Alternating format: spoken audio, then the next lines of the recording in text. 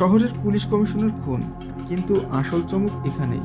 অভিযুক্ত নারী দাবি করে উল্টো সেই ধর্ষিত হয়েছে। তাহলে কি এই খুনের রহস্য? এটা কি প্রতিশোধ নাকি ছলনা? ইভারু এমন এক সাসপেন্স থ্রিলার যার প্রতিটি মুহূর্ত তোমাকে চমকে দেবে।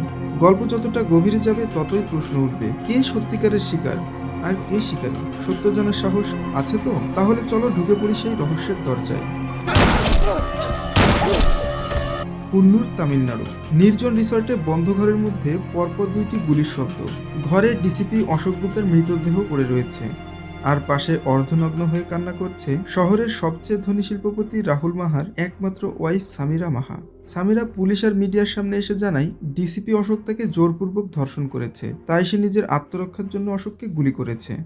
তখন সে মিডিয়া আর সাধারণ মানুষের কাছে একটা প্রশ্ন ছুড়ে দেয়, তার কি সবকিছু চুপচাপ সহ্য করা উচিত ছিল, নাকি অসহায় নারীদের উপর হওয়া অত্যাচারের প্রতিশোধ নিয়ে সে ঠিকই করেছে? তার জায়গায় আপনি থাকলে কি করতেন?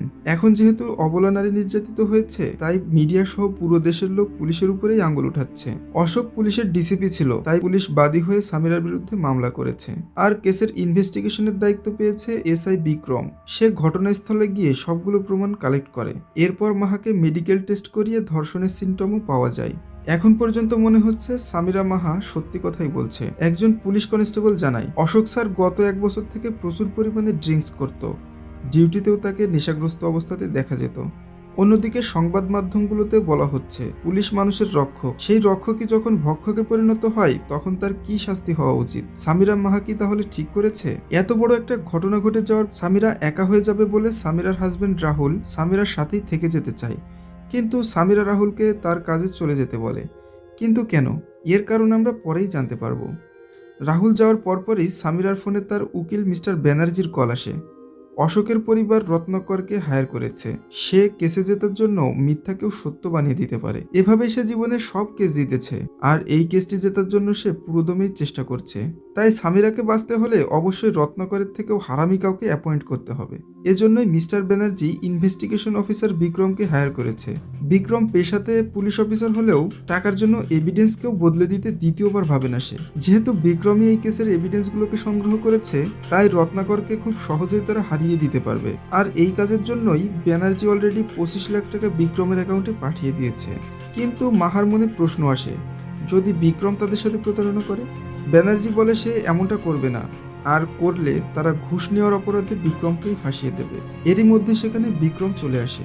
ঘরে ঢুকেই বিক্রম সিগারেট ধরাতে গেলে সামিরা তাকে বাধা দেয়। সে নাকি কিছুদিন যাবৎ সিগারেট খাওয়া বন্ধ করেছে, তাই এই রুমে যদি কেউ সিগারেট ধরায় তাহলে সিলিংয়ে লাগানো একটি ডিভাইসে অ্যালার্ম বেজে ওঠে। কিন্তু বিক্রম এতটাই হারামি যে সে সাথে সাথেই সিলিংয়ে থাকা ডিভাইসটির ব্যাটারি খুলে নেয় আর বলে, আমি না শুনতে অভ্যস্ত না, পরিস্থিতি যেমনই হোক আমি সবসময় তাকে নিজের কন্ট্রোলেই রাখি। যাই হোক, এই কথাটা মনে করে রাখবে। মাহা তখন বিক্রমের কাছে জানতে চায় পুলিশ তার বিরুদ্ধে রত্নাকরকে কি কি এভিডেন্স দিতে যাচ্ছে, আর এখান থেকেই মুভিটি ব্রেন নিয়ে খেলতে শুরু করবে। তাই খুব মনোযোগ সহকারে শুনবে, আমি যতটা সম্ভব বোঝানোর চেষ্টা করব। বিক্রম কিছু ছবি দেখিয়ে বলে, 32 ক্যালিবার 6টা গুলি। প্রথম গুলি বলে আত্মরক্ষার জন্য চালানো হয়েছে, আর দ্বিতীয় গুলিটি বলে এটা রাগের বশে করা কোল্ড ব্লাডেড মার্ডার। উত্তরে সামিরা বলে, অশোক যেটা করেছে তার জন্য ওকে 100 বার মারলেও সেটা কম হবে। সেদিন হঠাৎ করেই অশোক আমার রুমে ঢুকে পড়ে আর জোর জবরদস্তি করতে থাকে। একজন পুলিশ অফিসারের শক্তির সাথে আমি পেরে উঠিনি, তাই যখনই সুযোগ পেয়েছি আমি গুলি করে নিজের আত্মরক্ষা করেছি। এরপর বিক্রম সামিরাকে একটি ফাইল দেখিয়ে বলে, এই ফাইলটি ডিসাইড করবে আপনার ভবিষ্যৎ কি হতে চলেছে। সামিরা তখন বলে, কিন্তু আমি তো জানতাম কোর্টই ডিসাইড করবে সেটা। বিক্রম বলে, ম্যাম, আপনি কোর্টে যেটা পেশ করবেন সেটা ইনফরমেশন, আর আমি যেটা পেশ করব সেটা এভিডেন্স। যাই হোক, আমার মাথায় একটা প্রশ্ন আসছে। আপনি মাহা ইন্ডাস্ট্রিতে 5 বছর রিসেপশনিস্টের কাজ করেছেন, হঠাৎ করে কোম্পানির মালিককে কিভাবে বিয়ে করলেন আপনি? এই কথা শুনে সামিরা রেগে গিয়ে বলে, তুমি কি আমাকে হেল্প করতে এসেছো নাকি ইন্টারোগেট করতে এসেছো? বিক্রম বলে, আপনার সাথে এত বড় একটা ঘটনা ঘটে গেল, কিন্তু এখানে আপনাকে একা ফেলে রাহুল কেন চলে গেল? তাছাড়া গত 1 বছরে অনেকগুলো অনুষ্ঠানে আপনারা অ্যাটেন্ড করেছেন, কিন্তু কোনো অনুষ্ঠানে আপনাদের দুজনকে ঘনিষ্ঠ থাকা তো দূরের কথা, পাশাপাশি কোনো ছবিতেও দেখা যায়নি। সামিরা বলে, তুমি কি বলতে চাইছো? বিক্রম বলে, রাহুল আসলে একজন কে, তাই সে কখনোই আপনার সাথে ঘনিষ্ঠ হয় না, আর আপনি টাকার লোভে তাকে বিয়ে করেছেন। এটা শুনে সামিরা রিয়াক্ট করতে যাবে, তখনই বিক্রম একটি ম্যাগাজিন সামিরাকে দেখিয়ে বলে, আমি টাকার বিনিময়ে আপনাকে হেল্প করতে এসেছি, তাই আপনার উচিত আমাকে সব সত্যিটা বলা। ম্যাগাজিনটা আসলে আমেরিকার একটি গে কমিউনিটি ছিল, যেখানে কয়েক বছর আগে রাহুলের একটি ছবি ছাপা হয়েছিল।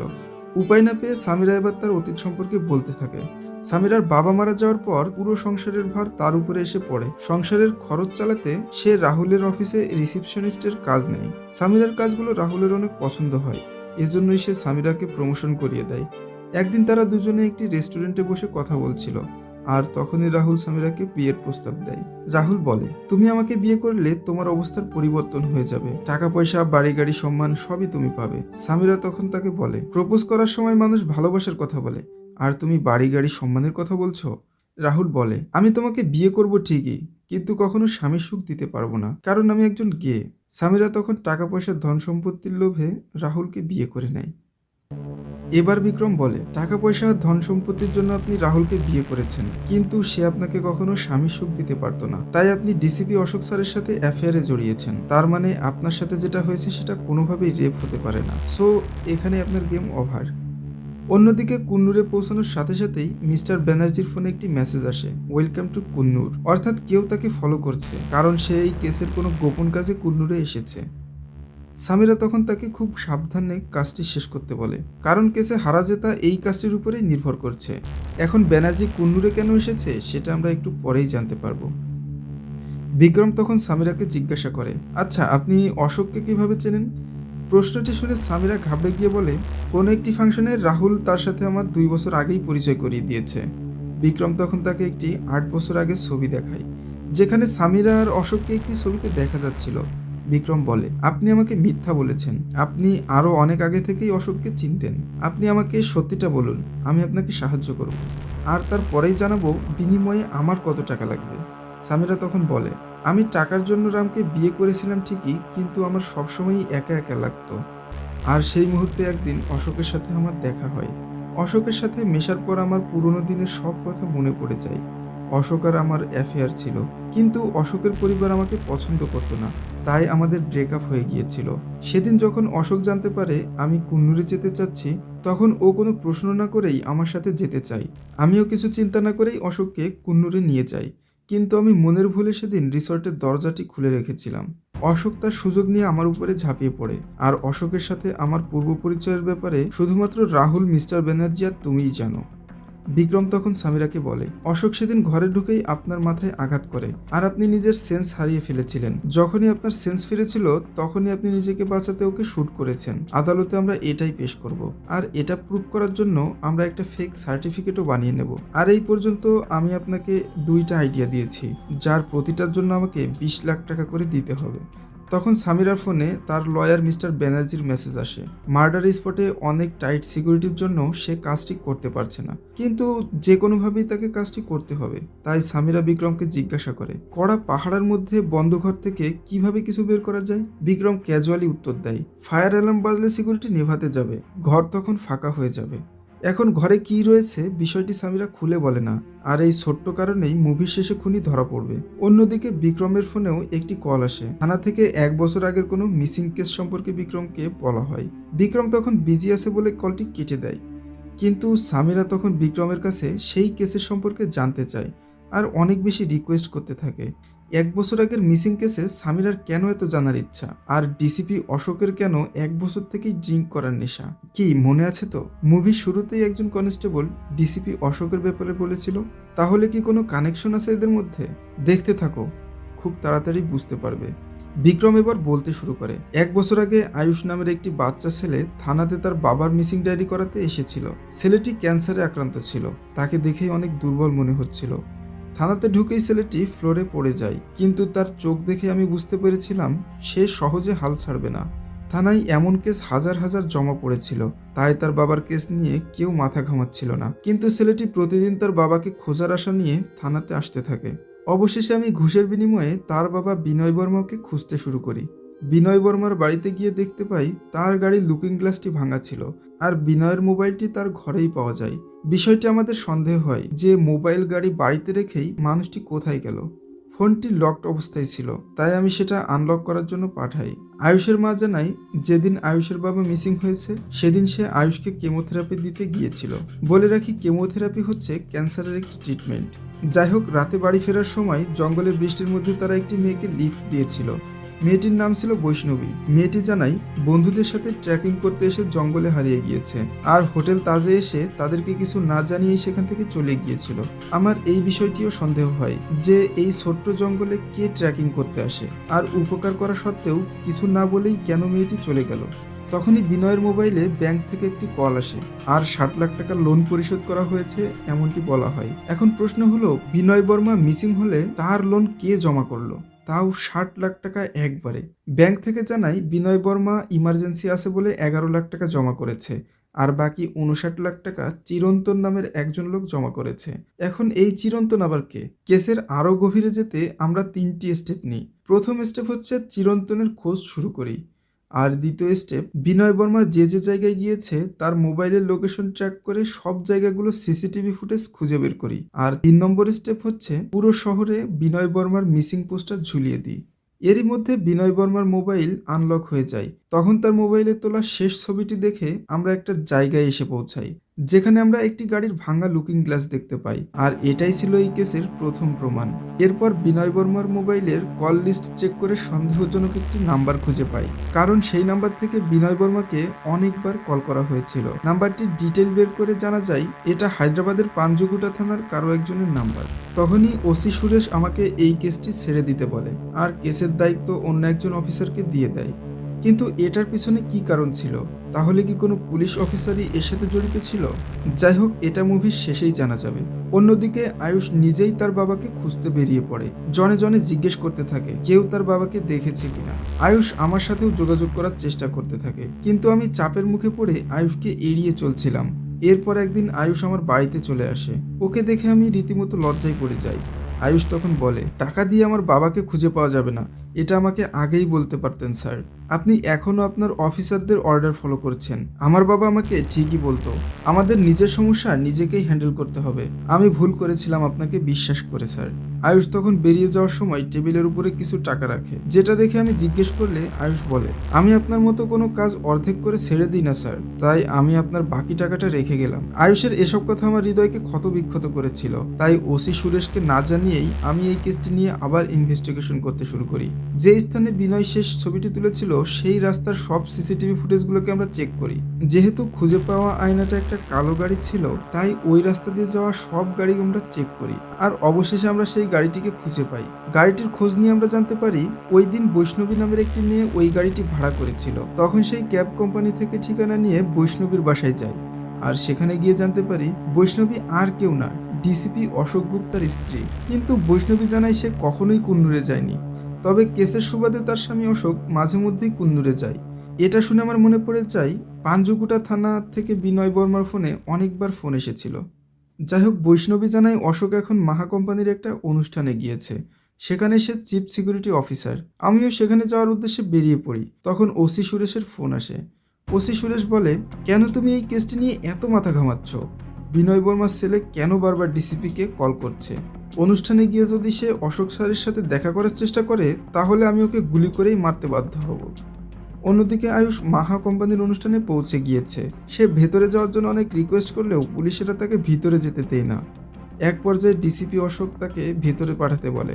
আয়ুষ ভেতরে গিয়েই অশোক স্যারের কাছে নিজের বাবার ছবি দেখিয়ে তার ব্যাপারে জানতে চায়। অশোক বলে সে তার বাবার ব্যাপারে কিছুই জানে না। অশোক বারবার তার বাবার ব্যাপারে জানতে চাইলে অশোক রেগে গিয়ে বলে, আমি বলেছি না আমি বিনয় বর্মার ব্যাপারে কিছুই জানি না। আয়ুষ তখন বলে, আমি তো কখনোই বলিনি আমার বাবার নাম বিনয় বর্মা। আপনি কিভাবে জানলেন স্যার? তার মানে আপনি অবশ্যই আমার বাবার ব্যাপারে জানেন। কথাটা শুনে অশোক আয়ুষের দিকে বন্দুক তাক করে, কিন্তু সে দেখতে পায় আয়ুষ আসলে সেখানে ছিল না, কারণ আমি তাকে সেখান থেকে সরিয়ে নিয়েছিলাম। আমি আয়ুষকে নিয়ে সেখান থেকে পালাবো, তখনই আয়ুষ স্টেজে একটি মেয়েকে দেখতে পায়, আর সেখানেই সে থমকে যায়। সে বলে সে রাতে তারা এই মেয়েটিকেই লিফট দিয়েছিল, আর এই মেয়েটি বলেছিল তার নাম বৈষ্ণবী। কিন্তু স্টেজে যে মেয়েটি ছিল সে আর কেউ না, বরং আপনি, অর্থাৎ সামিরা মাহা। আপনি মিথ্যা পরিচয় দিয়ে সে রাতে লিফট কেন নিয়েছিলেন? বিক্রমের মুখে এই কেসের ব্যাপারে শুনে সামিরার মুখ মলিন হয়ে যায়। সামিরা তখন বলে, আমি সেদিন কুন্নুরে যাইনি, বিশ্বাস না হলে হোটেলের রেকর্ড চেক করে দেখো। বিক্রম তখন সামিরার মিসিং মোবাইলটি বের করে, যেটাতে সামিরার হাতের ছাপ সহ বিনয় বর্মার রক্ত লেগেছিল। এখন প্রশ্ন থাকে সামিরা কেন মিথ্যা বলেছে? তাহলে কি বিনয় বর্মা মিসিংয়ের পেছনে সামিরারও হাত আছে? চলুন সামিরার মুখেই সেটা জেনে নিই। দুইটি মার্ডার কেস থেকে বাঁচতে অনেক চিন্তা ভাবনার পরে সামিরা আবার বলতে শুরু করে, আমার আর রাহুলের বিয়ের কয়েকদিন আগে আমি আর অশোক কুন্নুরে গিয়েছিলাম। গল্প করতে করতে গাড়ি চালানোর সময় একটা টার্নিংয়ে এসে আমাদের গাড়ি অন্য একটা গাড়ির সাথে ধাক্কা লাগে। ওই গাড়ি থেকে বেরিয়ে আসে একজন বৃদ্ধ লোক। অশোক রেগে গিয়ে লোকটার উপরে চিল্লাতে থাকে। লোকটা তখন বলে, আপনারা গাড়ি লাগিয়ে দিলেন, আবার আপনারাই উল্টো চিৎকার করছেন, দেশে কি আইন বলতে কিছু নেই? এই বলে লোকটা আমাদের গাড়ির ছবি তুলতে যায়। তখনই অশোক লোকটাকে গাড়ির সাথে চেপে ধরে, আর ক্যামেরায় গাড়ির ছবি না উঠে ওই জায়গার ছবি উঠে যায়। এসব দেখে আমি গাড়ি থেকে নেমে অশোককে থামানোর চেষ্টা করি আর ওখান থেকে নিয়ে বেরিয়ে যাই। এরপর আমরা একটা রিসর্টে যাই। সেখানকার কেয়ারটেকার অশোককে চিনলেও বৈষ্ণবীকে আগে কখনো দেখেনি, তাই অশোক আমাকে বৈষ্ণবী বলে পরিচয় করিয়ে দেয়। এরপর ভেতরে ঢুকে আমরা কোয়ালিটি টাইম এনজয় করছিলাম, তখনই কলিং বেল বেজে ওঠে। অশোক দরজা খুলতেই সেই লোকটাকে দেখতে পাই যার সাথে আমাদের অ্যাক্সিডেন্ট হয়েছিল। অশোক লোকটার উপরে আবারও চিৎকার করতে থাকলে লোকটা বলে সে চিরন্তনের কাছে এসেছে, যে তার এই রিসর্টটি কেনার জন্য এখানে এসেছে। এখন আমরা জানতে পারি চিরন্তন আসলে আর কেউ না, বরং অশোক নিজেই। আর অশোকও এখনই জানতে পারে যে সে যার রিসর্টটি কিনতে এসেছে ইনিই সেই বিনয় বর্মা, অর্থাৎ যার সাথে সে বেয়াদবি করেছে। বিনয় তখন কিছুতেই অশোকের কাছে রিসর্ট বিক্রি করবে না, তাই বলে সে এখান থেকে বেরিয়ে যাচ্ছিল। এটা দেখে আমি বিনয়কে বোঝানোর চেষ্টা করলে বিনয় বলে সে আমাকেও নাকি চিনে ফেলেছে। আমার আর রাহুলের বিয়ের কার্ডের ছবি দেখিয়ে বলে সে আর কেউ না, রাহুলের বাবার বন্ধু, যার সাথে আমার কিছুদিন পরেই বিয়ে হতে চলেছে। বিনয়ের মুখে এসব কথা শুনে আমি থমকে যাই, কারণ অশোক আর আমার ব্যাপারে যদি সে রাহুলের পরিবারকে জানায় তাহলে আমাদের বিয়েটা আর হবে না। এরই মধ্যে অশোক এসে বিনয়কে একটা ঘুষি মেরে দেয় আর বিনয় ছিটকে উপর থেকে নিচে গিয়ে পড়ে। তখন আমরা দুজন বিনয়কে বাঁচানোর জন্য কাঠের মই বেয়ে নিচে নেমে যাই। বিনয় আঘাত পেলেও তখনও বেঁচে ছিল। আমি অ্যাম্বুলেন্স ডাকতে চাচ্ছিলাম, কিন্তু তখনই অশোক আমার হাতে ধাক্কা দিয়ে আমার মোবাইলটি নিচে ফেলে দেয় আর বলে বিনয়ের বাঁচা এখন আমাদের দুজনের জন্যই ক্ষতিকর, আমরা খুবই বাজেভাবে ফেসে যাব। এই বলে সে একটি পাথর দিয়ে আঘাত করে বিনয়কে মেরে ফেলে। বিনয়ের মাথাটা পুরো থেতলে গিয়েছিল। বিনয়ের ভয়ঙ্কর লাশ দেখে আমি ভয়ে কান্না করে দিয়েছিলাম। তখন অশোক আমাকে বলে উপরে গিয়ে গাড়ি নিয়ে রাস্তায় দাঁড়াতে, ও লাশের একটা ব্যবস্থা করে রাস্তাতে চলে আসবে। আমি তাড়াহুড়ো করে আমার মোবাইলটি নিয়ে উপরে উঠে আসব, তখনই সেখানে একটা ছেলে চলে আসে আর কাউকে দেখতে না পেয়ে মইটি উঠিয়ে নেয়। এরই মধ্যে তুমুল বৃষ্টি হতে শুরু করে। জঙ্গলের মধ্যে একা একা আমি পথ হারিয়ে ফেলি। সন্ধ্যা গড়িয়ে রাত বাড়ার সাথে সাথে জঙ্গলে অন্ধকার আরও বাড়তে থাকে। অনেকক্ষণ হাঁটার পরে আমি রাস্তায় উঠে লিফটের জন্য চেষ্টা করতে থাকি, কারণ আমার মোবাইলটি অলরেডি বন্ধ হয়ে গিয়েছিল। তখন আয়ুষ আর তার মা সেই রাস্তা দিয়ে যাচ্ছিল। আমাকে দেখে তারা তাদের গাড়িতে লিফট দেয়। আমি অনেক ভয় পেয়েছিলাম, তাই তাদেরকে বৈষ্ণবী বলে নিজের পরিচয় দিই। আমার মোবাইলটা সুইচ অফ ছিল বিধায় আয়ুষের মায়ের ফোন দিয়ে আমি অশোককে লোকেশন শেয়ার করি। আর তখনই আমি জানতে পারি তারা আসলে বিনয়ের পরিবার ছিল। এরপর আমরা বিনয়ের বাড়িতে পৌঁছে গেলে আয়ুষ আর তার মা উপরে চলে যায় আর আমাকে ভেতরে যেতে বলে, কিন্তু আমি গাড়িতে বসে নিজের মোবাইলটি অন করলে বাসার ভেতর থেকে বিনয়ের স্ত্রীর কল আসে। আসলে এটা বিনয়ের ফোন ছিল, যেটা জঙ্গল থেকে পরিবর্তন হয়ে গিয়েছে। তাই আমি ভয় পেয়ে আয়ুষ আর তার মাকে কিছুই না জানিয়ে ফোনটি গাড়িতে রেখে ওখান থেকে পালিয়ে আসি। আয়ুষের মা ভাবে বিনয় ভুল করে মোবাইলটি গাড়িতেই রেখে গিয়েছে। আমি একটা ল্যান্ডলাইন থেকে অশোকের সাথে যোগাযোগ করি আর ফেরার পথে অশোককে আমার মোবাইলটির ব্যাপারে বললে অশোক বলে থানাতে একটা জিডি করে রাখতে। আমি লাশের ব্যাপারে জিজ্ঞেস করলে অশোক বলে এসব কিছু তুমি ভুলে যাও, আমরা যে কুন্নুরে এসেছিলাম এটাও তুমি ভুলে যাবে। সেদিন অশোকের এমন হিংস্র রূপ দেখে আমি আর কখনোই তার সাথে যোগাযোগ করিনি।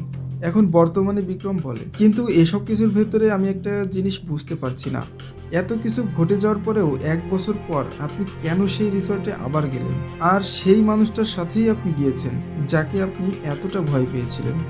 সামিরা তখন বলে, আমি ব্ল্যাকমেইলের শিকার। অশোকের খুনের কিছুদিন আগে আমার কাছে একটা গিফট আসে, যেখানে একটা ছবি আর একটা মোবাইল ছিল। গিফটটি খুলতেই সেই মোবাইলে একটা কল আসে। অপর প্রান্ত থেকে অজ্ঞাত কেউ 2 কোটি টাকা নিয়ে কুন্নুরের সেই রিসর্টে যাওয়ার জন্য বলে। ভয়ে আমি টাকা নিয়ে কুন্নুরে যাই। তখনই সেই অজ্ঞাত ব্যক্তি আবার আমাকে কল করে 501 নম্বর রুমে যেতে বলে। রুমে আসার পর টাকাগুলো ফায়ার চেম্বারের মধ্যে রাখতে বলে। আমি তার কথা মতো টাকাগুলো সেখানেই রেখে দিই। আর এরপরের কলে সে আমাকে ড্রয়ার খুলতে বলে, যেখানে একটা বন্দুক ছিল। ব্ল্যাকমেইলার আরও বলে, এখনই যে লোকটি ঘরে প্রবেশ করবে তাকে গুলি করে হত্যা করার জন্য, না হলে সে সব প্রমাণগুলো পুলিশের কাছে পেশ করবে। তখনই ঘরের মধ্যে অশোক আসে, আর তাকে দেখে আমি রীতিমতো চমকে যাই। অশোক এসেই বলে, তোমাকেও কি ব্ল্যাকমেল করা হচ্ছে? তুমি এখান থেকে চলে যাও, আমি এসব কিছু দেখছি। তখন আমি অশোককে বলি, চলো আমরা বিনয় বর্মার ফ্যামিলির কাছে সবকিছু স্বীকার করে নিই। কিন্তু অশোক কোনোভাবেই রাজি হচ্ছিল না। কোনো উপায় না পেয়ে শেষ পর্যন্ত ভালোবাসার দোহাই দিয়ে আমি অশোককে রাজি করানোর চেষ্টা করি, কিন্তু তার সুযোগ নিয়ে অশোক আমার সাথে ইন্টিমেট হতে শুরু করে। আমিও চুপচাপ বিষয়টি মেনে নিই, কিন্তু এক পর্যায়ে অশোক আমার দিকে বন্দুক তাক করে। এটা দেখে আমি অনেক ভয় পেয়ে গিয়েছিলাম, তাই কৌশলে আমি তাকে নিচে ফেলে দিই, আর আতঙ্কিত হয়ে অশোকের উপরে নিজেই গুলি চালিয়ে বসি। আমি অশোককে মেরে বিনয় বর্মার পরিবারকে ন্যায় দিতে চেয়েছিলাম। এটা কি আমার অপরাধ ছিল? বিক্রম তখন বলে, না, আপনি ঠিকই করেছেন। তাই বলে সামিরাকে তার ফোনটি দিয়ে দেয়। সামিরা তখন জিজ্ঞাসা করে, বিক্রম আসলে আয়ুষকে সাহায্য না করে তাকে কেন সাহায্য করছে? জবাবেই বিক্রম বলে, আসলে আমি আয়ুষকেই সাহায্য করছি। সে হাসপাতালে ভর্তি, তার চিকিৎসার জন্য 1 কোটি টাকা দরকার। তাই আইডিয়ার বিনিময়ে আমি আপনার থেকে যে টাকা নিচ্ছি সেটা দিয়ে আমি তার চিকিৎসা করাচ্ছি। সামিরা তখন তাদের ম্যানেজারকে কল দিয়ে বলে 2 কোটি টাকা রেডি করার জন্য, সেটা নাকি সে আয়ুষের চিকিৎসার জন্য খরচ করবে।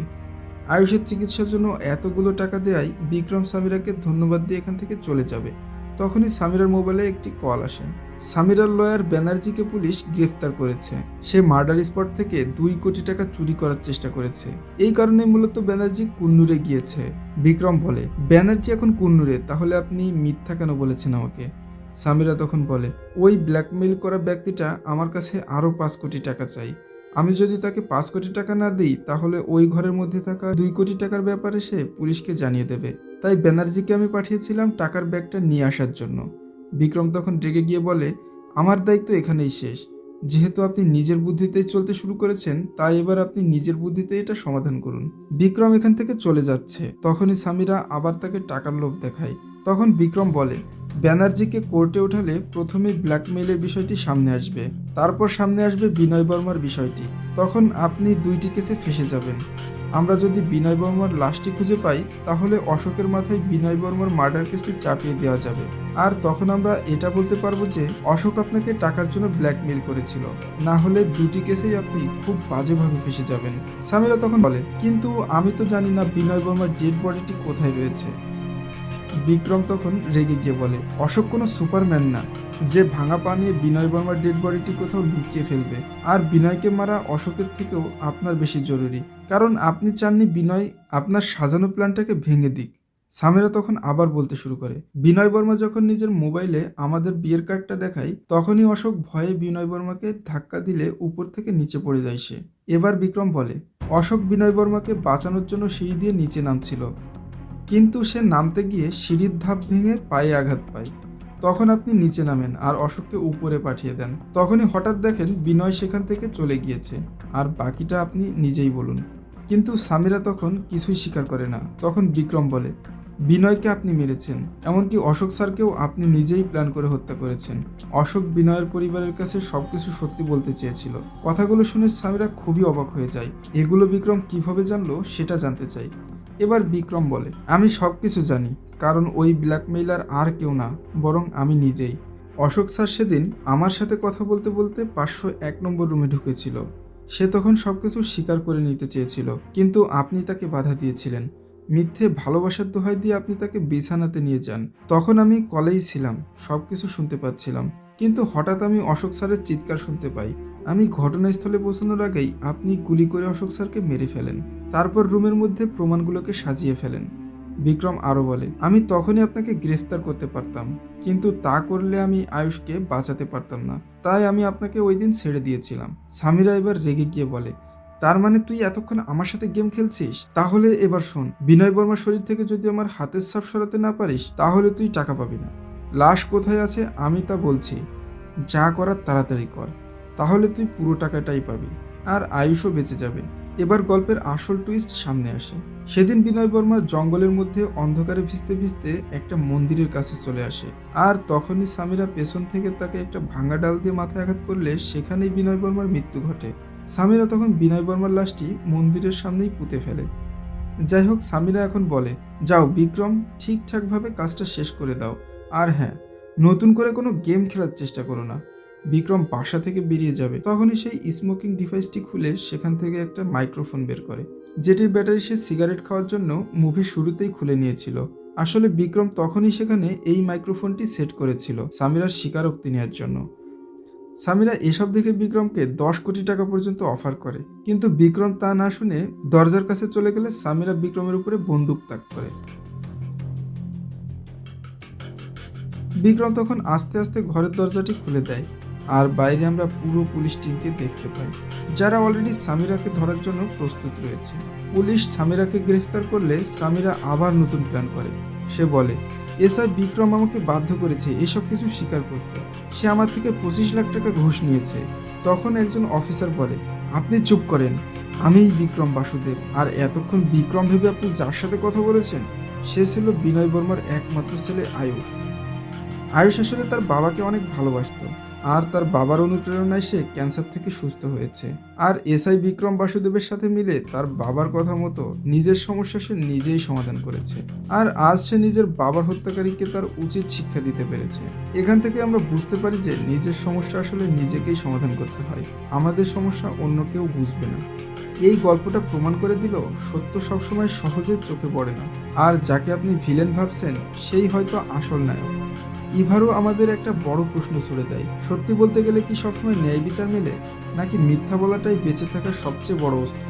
যদি আপনার মনে হয় আপনি পুরো গল্পটা বুঝে ফেলেছেন, তাহলে একবার ভেবে দেখুন, এখনো কি সব রহস্য ভেদ হয়েছে, নাকি কিছু লুকায়িত রয়েছে? এই মুভির টুইস্টগুলো যদি আপনাকে চমক দিয়ে থাকে তাহলে অবশ্যই কমেন্টে জানাবেন। আর এমন আরও সাসপেন্স থ্রিলার মুভি পেতে চ্যানেলটি সাবস্ক্রাইব করুন।